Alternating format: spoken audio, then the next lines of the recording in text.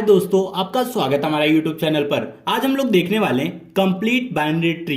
तो complete binary tree क्या होता है, सबसे पहले ये देख लेते हैं। Complete binary tree is a binary tree which is full till second last level and node at last level are filled from left to right. तो ये क्या बोल रहा है, कंप्लीट बाइनरी ट्री होता क्या है। तो पहले सेकेंड लास्ट लेवल तक पूरा रहेगा। अगर हम लोग को लास्ट लेवल पे कोई नोड इंसर्ट करना है तो हम लोग लेफ्ट टू राइट इंसर्ट करेंगे।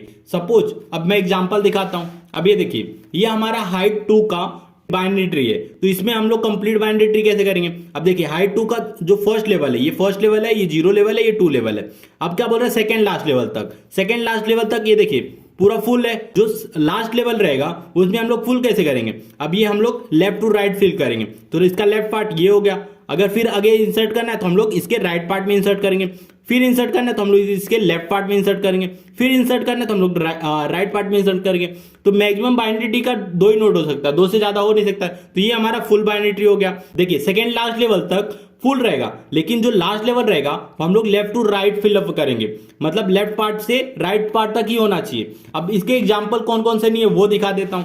अब ये देखिए, सेकेंड लास्ट लेवल तक मैंने हाइट 2 का ही लिया है। सेकेंड लास्ट लेवल तक जितने नोड होने चाहिए, अब इस नोड के 2 चाइल्ड है, ठीक है, लेफ्ट टू राइट बढ़ रहा है, सही है। लेकिन अब इसके लेफ्ट पार्ट में होना चाहिए, ये राइट पार्ट में। तो ये हमारा कंप्लीट बाइनरी ट्री नहीं है। क्यों नहीं है कि ये नोड यहां होना चाहिए, ये हमने यहां रखा है। अब इस ट्री को देखिए, अब देखिए सेकेंड लास्ट लेवल तक ठीक है, कोई इशू नहीं है।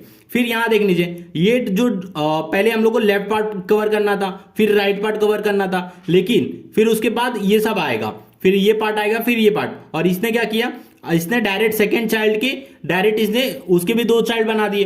पहले मतलब सेकेंड लास्ट लेवल तक ठीक है, लेकिन जब लास्ट लेवल की बात आएगी तो लेफ्ट टू राइट हम लोग को फिलअप करना है नोड को। तो ये भी हमारा कंप्लीट बाइनरी ट्री नहीं है।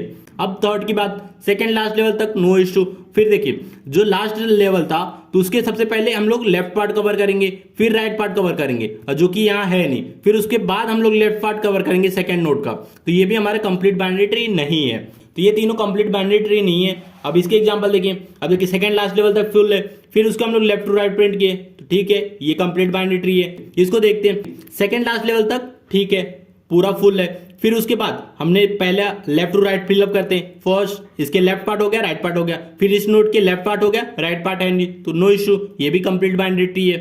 ये आपको ध्यान दे कि सेकेंड लास्ट लेवल तक फुल होना चाहिए और जो लास्ट लेवल रहेगा वो लेफ्ट टू राइट फिलअप होना चाहिए। बस इसी को हम लोग बोलते हैं कंप्लीट बाइनरी ट्री। अब लास्ट एग्जांपल देखते हैं। इस नोड के पहले लेफ्ट पार्ट भी है, राइट पार्ट है, फिर इसके जो लास्ट लेवल है उसके लेफ्ट टू राइट हमने फिलअप किया है। तो इसको हम लोग कंप्लीट बाइनरी ट्री के साथ साथ फुल बाइनरी ट्री भी कहेंगे, क्योंकि हर नोड के मैक्सिमम नोड है, तो इसलिए कंप्लीट बाइनरी ट्री और फुल बाइनरी ट्री दोनों है। तो अब नेक्स्ट पॉइंट देखते हैं हम लोग।